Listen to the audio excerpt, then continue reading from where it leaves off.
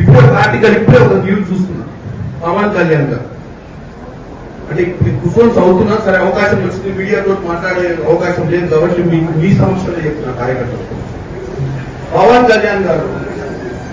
కళ్యాణ్ గారు Congress party Pakistan support చేస్తే పాకిస్తాన్ బొమ్మని చెప్పేటువంటి డైలాగ్ ఉంటుంది. పవన్ కళ్యాణ్ గారిని ఒక చెప్పదలుచుకున్నాను. పవన్ కళ్యాణ్ గారు మీరు డిప్యూటీ సరే మొట్టమొదటిసారి ఎమ్మెల్యే మీకు మంచి అవకాశం వచ్చి డిప్యూటీ సీఎం అయింది.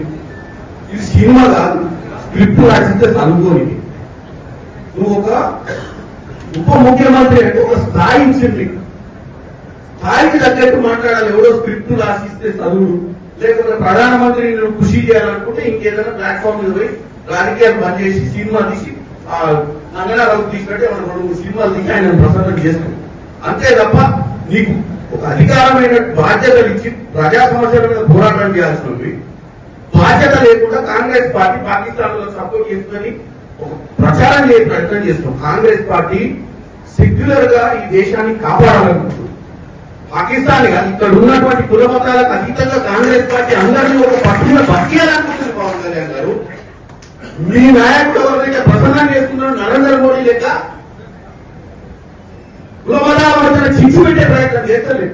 నీకు వాస్తవంగా నిలదీసే నరేంద్ర మోడీ ఎన్ని రోజులైంది నలుగురు వచ్చి ముసుగురు కాల్చిపోతే నలుగురిని పట్టుకునే దమ్ము ధైర్యం లేక పిట్టగల ఎప్పుడో తిరుగుతుంది. ఏం ఇంటెలిజెన్స్ నడుస్తుంది దేశంలో?